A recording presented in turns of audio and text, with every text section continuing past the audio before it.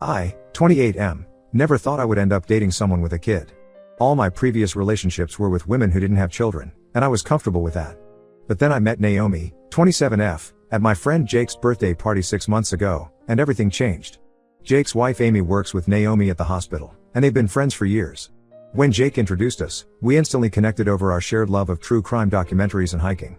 Naomi told me about Emily on our first date. She was upfront about being a single mom and said she would understand if that was a deal breaker for me. But something about Naomi made me want to give it a chance. She got pregnant with Emily when she was 21, during her final year of nursing school. Her ex, Mike, seemed supportive at first but started showing his true colors after Emily was born. He would disappear for weeks, claiming he was looking for better job opportunities in other cities, but Naomi later found out he was just partying and doing drugs. The final straw came when Emily was 2. Mike showed up at their apartment high on something, demanding money. When Naomi refused, he became aggressive. She had to call the police to get him to leave. After that incident, he completely disappeared for almost a year. He would occasionally show up on Emily's birthday or Christmas, make grand promises about taking her to Disneyland or buying her a pony, then disappear again. He barely paid any child support, and what little he did pay was usually months late. Naomi has been amazing through all of this. She finished nursing school while raising Emily as a single mom, with help from her parents who live about an hour away. She now works as a pediatric nurse and somehow manages to balance her career with being an incredible mother. Her strength and dedication are what made me fall for her. When we first started dating, Naomi was very protective of Emily, which I completely understood. We only went on dates when Emily was staying with her grandparents, and Naomi made it clear that she wouldn't introduce me to Emily until she was absolutely sure about our relationship. I respected her boundaries and used that time to learn more about being a stepparent. I read books, joined online forums, and talked to my friend Mark, who has been a stepdad for 5 years. After 3 months of dating, Naomi finally felt ready for me to meet Emily. We planned a casual meeting at the park, where Emily could feel comfortable and not pressured. I was nervous, but it went better than I expected. Emily is this incredible kid who loves dinosaurs and wants to be a doctor for animals when she grows up. Being around her felt natural, probably because I helped raise my younger siblings after our parents divorced and I spent a lot of time with my nieces. Things were going great until last month when Mike suddenly reappeared. He showed up at Naomi's house on a Sunday morning, completely unannounced. Emily was excited to see him at first, but then he started making comments about how Naomi and he should give their relationship another try for Emily's sake. When Naomi told him she was dating me, he got angry and started accusing her of trying to replace him as Emily's father. Since then, Mike has been causing problems. He sends Naomi multiple messages every day, alternating between begging her to take him back and threatening to fight for custody. He's shown up at Emily's school twice, which scared both Emily and her teachers enough that the school now has his photo at the front desk. He even found my Facebook profile and sent me a long message about how I should back off from his family. But honestly, dealing with Mike isn't even the hardest part. The real challenge has been my family's reaction to my relationship. When I told them about Naomi and Emily, their response was heartbreaking. My mom, who I've always been close to, acted like I had just told her I was throwing my life away. She started listing all the reasons why dating a single mom was a bad idea. You'll never be her real father. What if Naomi's using you for financial stability? The ex will always be in the picture, and so on. My sister Rachel sided with mom and added her own concerns about me taking on another man's responsibilities. She kept sending me links to articles about custody battles and horror stories about stepparents. Only my dad showed any support, probably because he was raised by his stepdad after his biological father abandoned him and my grandmother. Last week, thinking I could change their minds, I convinced Naomi to have my family over for dinner. She spent hours cooking, cleaned the entire house, and even bought new plates because she wanted everything to be perfect. Emily was excited to meet more of my people, as she calls my family, but Naomi decided it would be better for her to stay in her room during dinner, just in case things got tense. The dinner was a disaster. My mom spent the entire time making subtle digs at Naomi. She asked questions like, "Don't you think Emily needs her real father in her life? And aren't you worried about confusing Emily by having different men around?" When Naomi mentioned Emily's upcoming school play, my mom actually suggested that we should invite Mike since these events should be for real family. After my family left, Naomi broke down. She's always been so strong, but hearing my mom basically call her a bad mother for not forcing Emily to have a relationship with her unreliable father really hurt her. She suggested maybe we should slow things down, saying she didn't want to cause problems between me and my family. I told her absolutely not. I'm not letting my family's prejudices affect our relationship. But now I'm stuck in this impossible situation.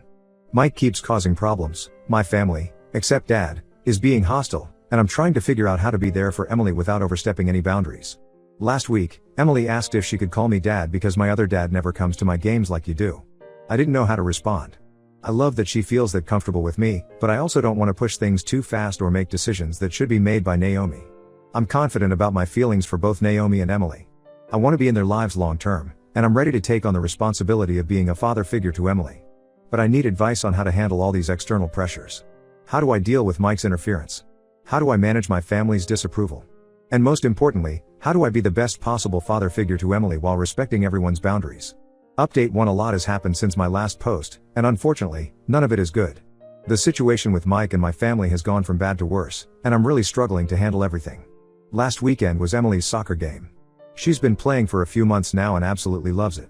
Naomi and I go to every game, and I usually record them so Emily can watch herself play later. She likes to study her techniques and practice in the backyard. This particular game was special because Emily was going to play as striker for the first time. I had invited my mom and sister to the game, hoping that seeing Emily in her element would help them understand why I care about her so much.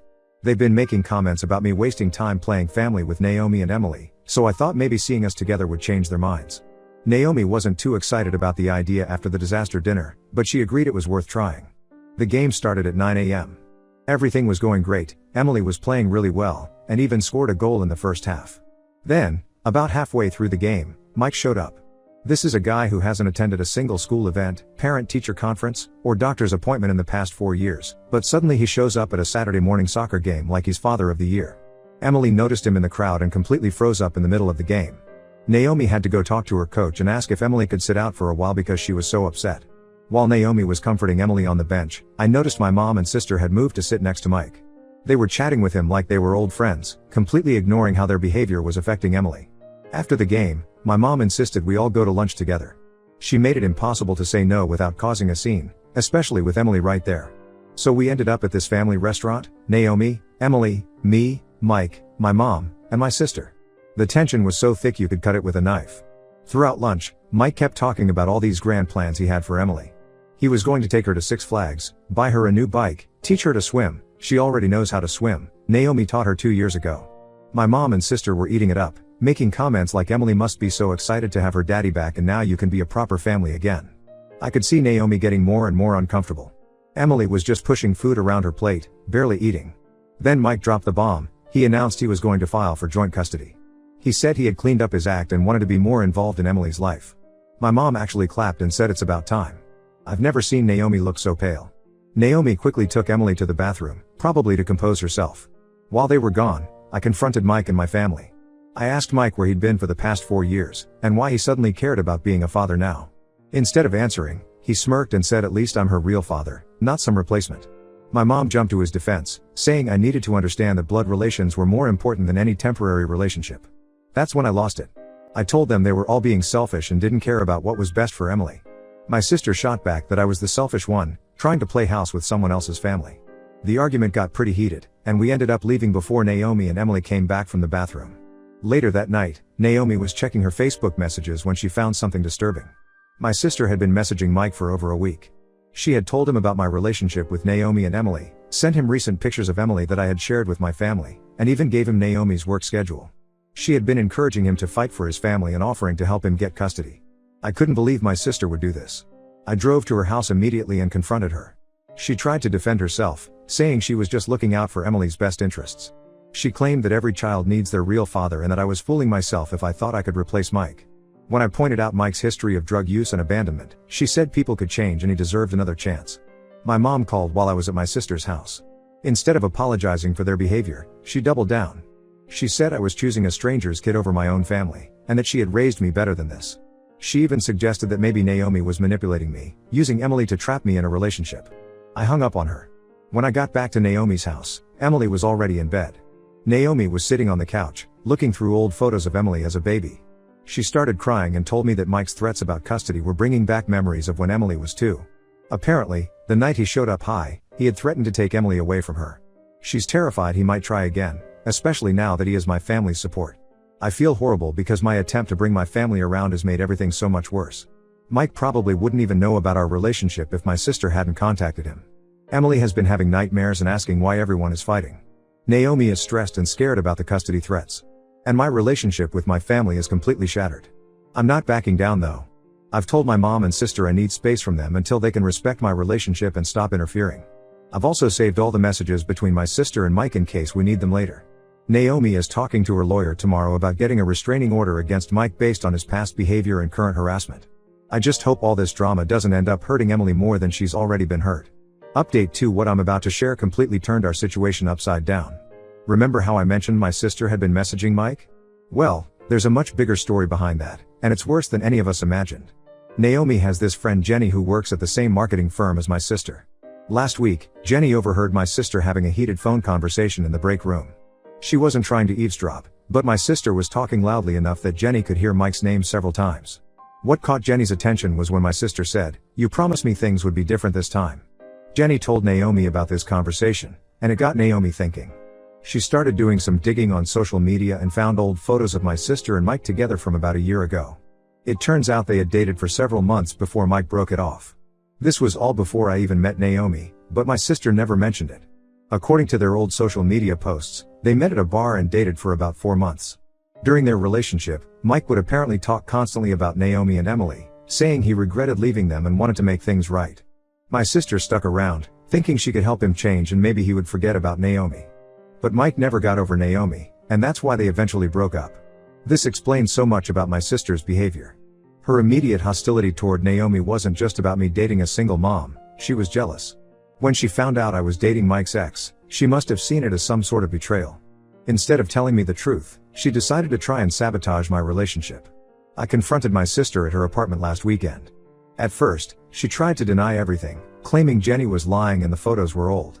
But when I showed her the screenshots of her conversations with Mike that Naomi had found, she finally broke down. Through tears, she admitted that she had never gotten over Mike.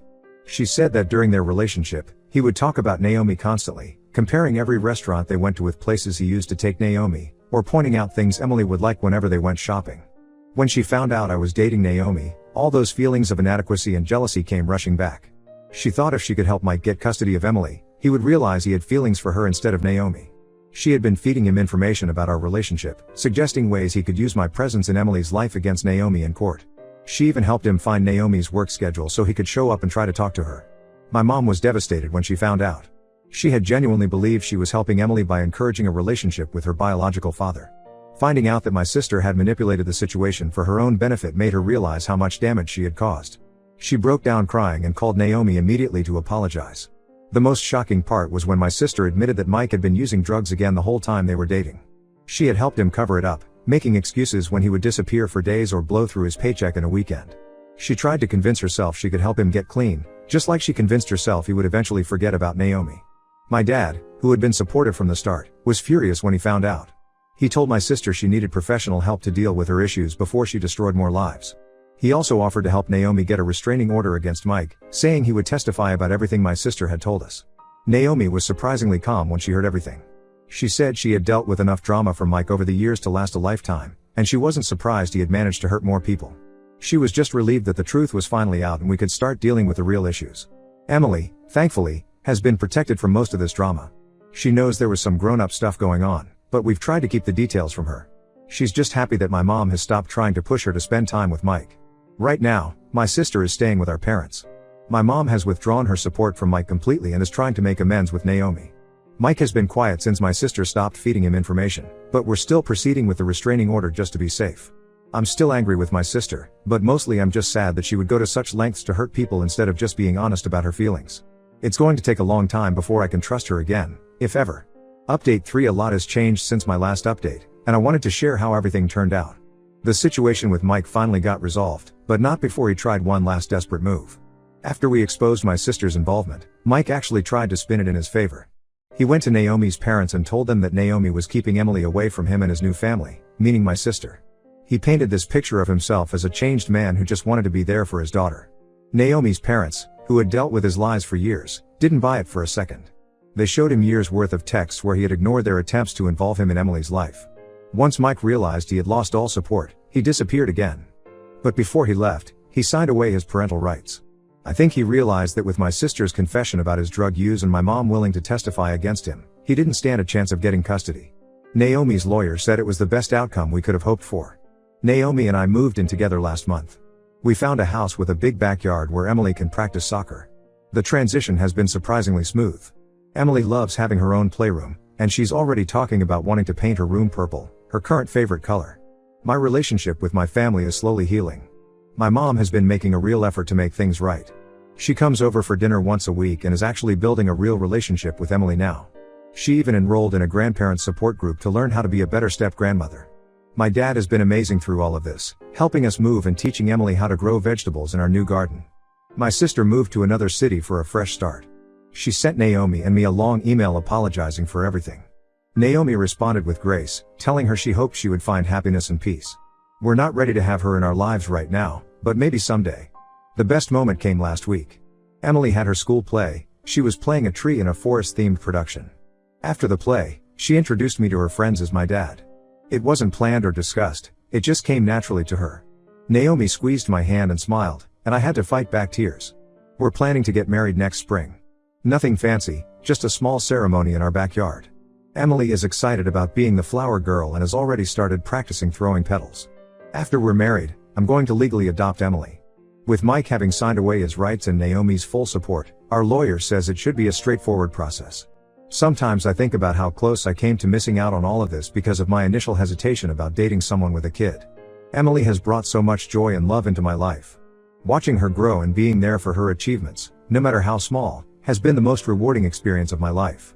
Naomi and I have started talking about having another kid in the future. Emily is excited about the possibility of being a big sister. For now, though, we're just enjoying being a family. Life isn't perfect, we still have challenges and bad days, but we face them together. I guess sometimes the family you choose turns out to be better than the one you're born into.